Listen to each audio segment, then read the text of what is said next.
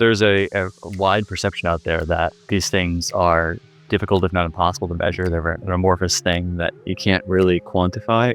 And so when you have a lack of data transparency across your projects, that is just creating opportunity for all of those issues to emerge.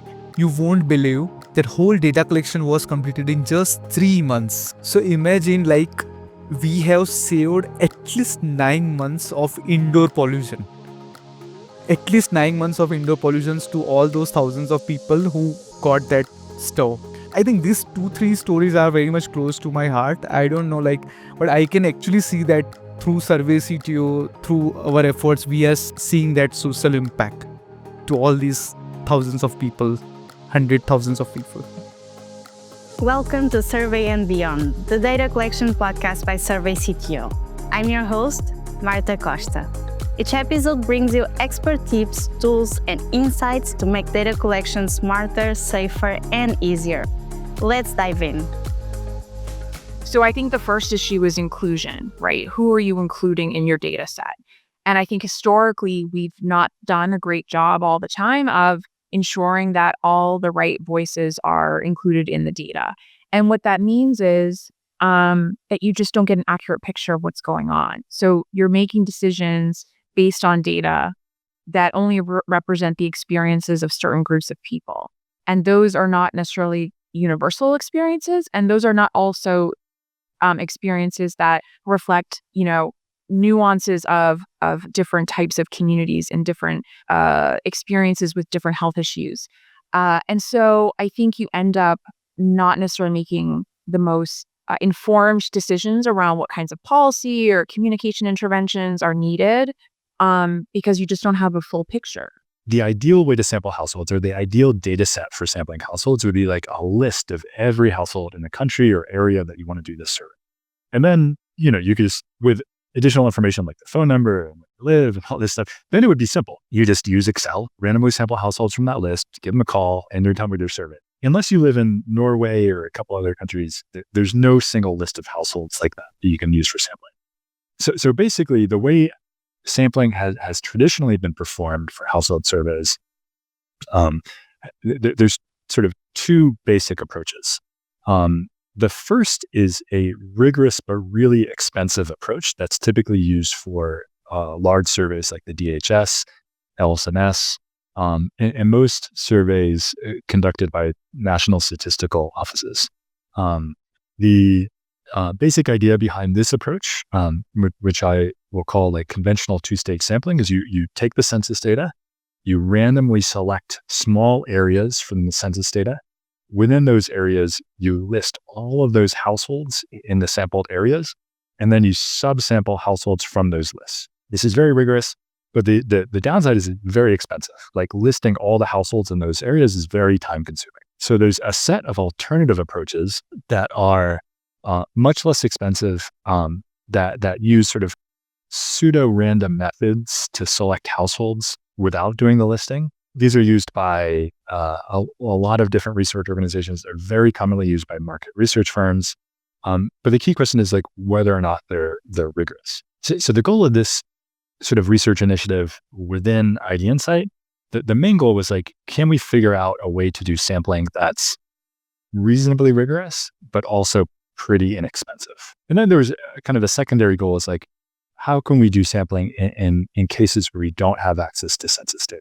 I think I always was really interested in health and health topics and how people make decisions about their health. When I was actually quite young, I read a book called The Jungle by Upton Sinclair. And that was a book that was published in the early 1900s. And essentially it was an expose on, business. And for me, that really piqued my interest in public health and public health's role in sort of being behind the curtain in terms of safety and prevention and really trying to protect the public's health.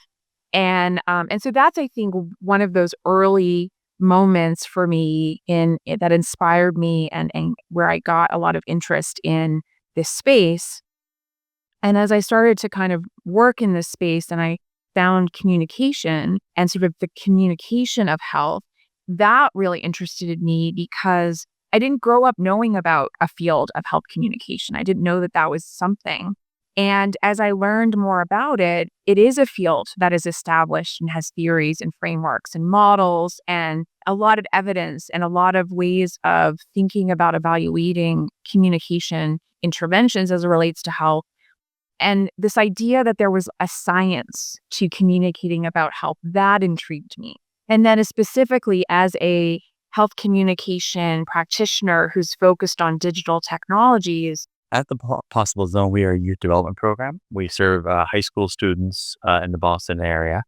And we are a program focused on economic mobility as an outcome. And social and emotional development is sort of the vehicle of that outcome. We have a history of focused on youth entrepreneurship as sort of the mechanism for fostering that social and emotional development. And I've been with the organization for about 6 years and chief research and evaluation officer. So I lead the research and evaluation team. Basically, we are focused on measuring whether we are doing what we intend with our students and whether that's having the impact that we hope that it does. My background is I'm a clinical child psychologist by training, but also a longtime data geek. So that's how I ended up in the role of chief research and evaluation officer.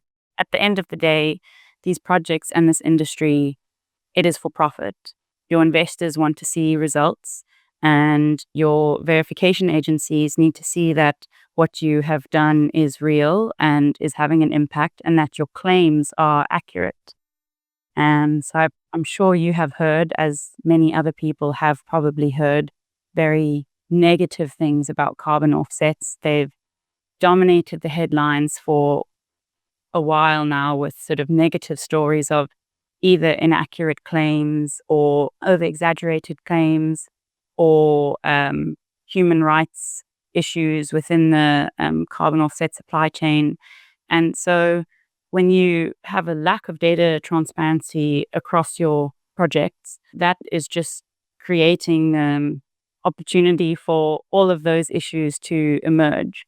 And that's why I think the work that we're doing is so important, because it is basically giving the evidence and maintaining that evidence for your project, not just because it's necessary to get your carbon credits issued, but because your investors and your buyers will want to see that this is what happened. And if there's any problems along the line, you've got an audit trail to show, what was going on and what went wrong, and that can be traced back to the individual. So yeah, it's very important for market trust as well as for decision making from the project developer point of view. Because the right-hand rule is so popular, this was one of the first things we looked at when we were investigating like potentially cheaper ways. We thought, well, the advantage of the right-hand rule is like a lot of the enumerators that we talk to, that we hire, have experience using this, or like, oh, this would be great. If this is rigorous, we can stop here. So we did a lot of testing to figure out whether or not it's a pretty rigorous approach. One of the main things we did was we wanted to test whether it's replicable. And by replicable, I mean like you have two different surveyors start at the same exact point. They end up surveying the same exact households. We did a lot of testing in UP, India, to try to figure out whether or not it's replicable. Each time we would kind of give surveyors, training instructions on how to implement the right-hand rule. They'd go off in completely different directions. We'd come back and be like, okay, we just need to refine the protocol. We need to refine the training. We did that like 3 or 4 times, and then finally we gave up. The challenge with the right-hand rule is there's just too much ambiguity at the like local level to implement it. Like it's really unclear. Like I mentioned you follow the road, you take a right where you can. It's a lot of cases really unclear what's a road, what's not a road. And I also mentioned you kind of count all the households on the right-hand side. In a lot of cases, it's unclear whether or not a house is on the road, or if it's like 50 meters away, if it's on a different road. Eventually, we just kind of gave up. The training protocol was like 10 pages. This is not feasible to get it to be replicable. We did a little bit of additional testing as well. To one thing we did was try to estimate the share of households that don't live on a road or don't live within sight of a road. And the way we did this is we did this in the Philippines because we were considering using the right-hand rule in the Philippines. And we used Google Maps, like their automated API for figuring out whether a point is on a road. And we just randomly sampled rooftops from all of the Philippines, tested what share are on a road. We found that like a pretty decent share just lived pretty far away from. And then we did a little bit of additional testing, but the upshot of all this was like we came away thinking it's not an approach that we would recommend as being rigorous. In some cases, we're also seeing that some of the survey measures actually perform better than you would expect, but in other places that they don't. And this isn't something that I originally discovered, but it's certainly we've seen it validated in our data. In some cases, survey measures actually give fairly misleading outcomes, especially at certain time points in measurement. So there's something in the literature called the Dunning-Kruger effect, which is fairly well known at this point in survey research. But the idea that if you're measuring, especially the survey measure, something that someone doesn't know quite deeply, then if they're assessing their own ability in that area, initially, they might overestimate their abilities because of their lack of understanding of it. But then once they actually learn more about the thing, they start to know what they don't know, right? And so then they will rate themselves second time more accurately, which may actually be lower. And so it looks like the more they've learned, their abilities are going down, when in fact they just become more accurate or more precise. We certainly have seen some evidence of that in our data as well. You know is going to happen, you can sort of model into your data. But the other thing I think is really encouraging is that we've seen evidence that the program that we have is actually having positive effects on young people. But you see evidence in their learning, their increased comfort with technology, their feeling of self-efficacy, and their overall circle of development. I think it all begins with being very clear about what you're measuring and defining it very clearly. And then we actually develop a rubric. Usually there's multiple dimensions within each competency. So if we're looking at problem solving, there might be 2 or 3 different dimensions that compose the definition of problem solving. And for within each dimension, then we define what that looks like at sort of developing, emerging, and then proficient levels, right? And so you actually have a qualitative descriptor for each dimension of the competency. What does it look like for this competency to develop? And so then you can look at a young person's behavior and compare what level of that competency best reflects where the student is at right now based on, might be an educator who's evaluating, or might be a student who's even self-reflecting. Even in that way, having a student actually look at qualitative descriptors of a competency and say, based on my own experiences, which one feels like it's most reflective of myself across multiple dimensions. Even having that student go through that process of that deeper reflection is likely to have a more accurate sort of assessment than a series of survey questions that are just sort of averaged together. And again, that's not trashing survey research. There's certainly a place for it, especially when you're trying to do this at scale. Having sort of that rubric assessment can also be resource intensive and time intensive. But if you're doing it in an applied setting, like in a classroom setting where you have an educator who can work alongside a young person and have them actually deeply reflect on their own competency, then I think that kind of rubric approach could be better. And there's also some developmental value in that sort of metacognitive process as well of the young person reflecting on their own growth and where they're at. That itself is an emerging that self-awareness of their own skills is also a really valuable thing. So the data lifecycle management is definitely where we see ourselves as fitting into the whole carbon credit lifecycle. So from the ground, obviously we use Survey CTO or other field data collection tools, and then we use the API to get the data into PowerSolve and really automate as much of the cleaning and checking of that data as possible.